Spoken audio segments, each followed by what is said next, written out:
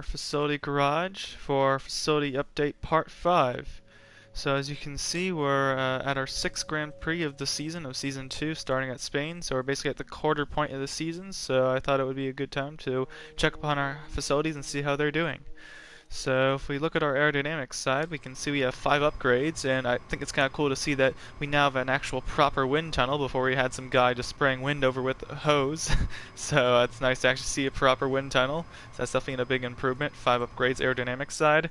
Chassis side, again, we were like in a garage before, so now we actually have like improved decor around us for once. You can see 6 upgrades on the chassis side.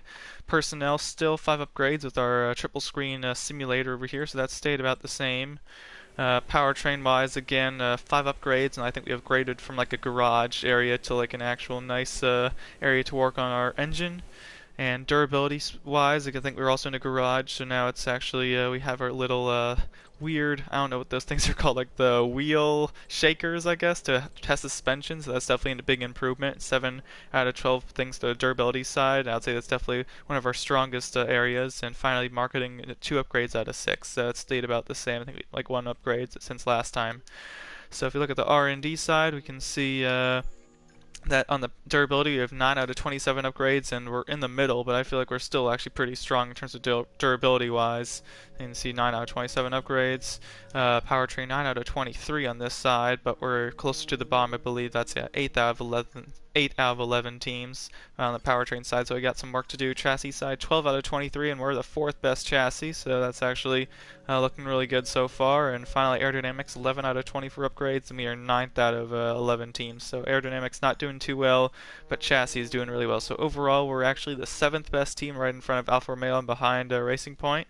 And if you look at our R&D, we have 2 things in development, and we're have a small improvement, and you can see the improvements made from the beginning of the season, around 600 to I'd say about 650 right now. So yeah, definitely made some improvements.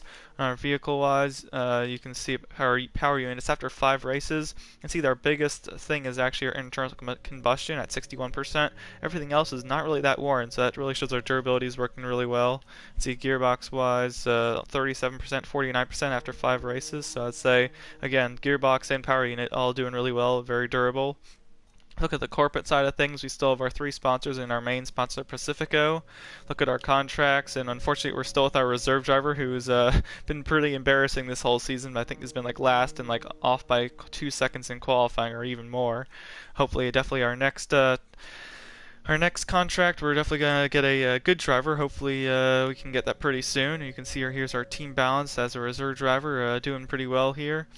Finance history a bit up and down. And finally, if we go to the standings, you can see that we're 8th in the drivers and 6th in the constructors. But I'd say more noteworthy of that is actually if you look at the bottom here, you can see Aaron Barnes, reserve driver, but at the end of the season, last season, Raikkonen left the team, and so we weren't able to get a new driver, so we stayed with our reserve driver. But our driver Nick DeVries last year went to Williams, replacing Russell, and then Russell went to Alfa Romeo to replace Raikkonen. So basically, the only thing that really changed was the Nick DeVries going to Williams and Russell to Alfa Romeo. So that's been the only big driver swap. Nothing too extreme, but yeah. So Russell is now Alfa Romeo instead of Williams, and our teammate left us to go to Williams. So you can see our season results. Had our bad first start at Australia, but everything else has been a points finish. Our trophies here, hopefully we can get a podium pretty soon. We also have a close rivalry with Sainz here, 2 races remaining, and we're only 2 points behind. So it's definitely going to be pretty close to keep in touch with how that rivalry goes. And yeah, that's how our season's been going so far at the quarter point of Season 2. So definitely better than Season 1 so far, and I'll definitely check in at the halfway point of the season to see how we're doing then. So hope you enjoyed, and see you next time.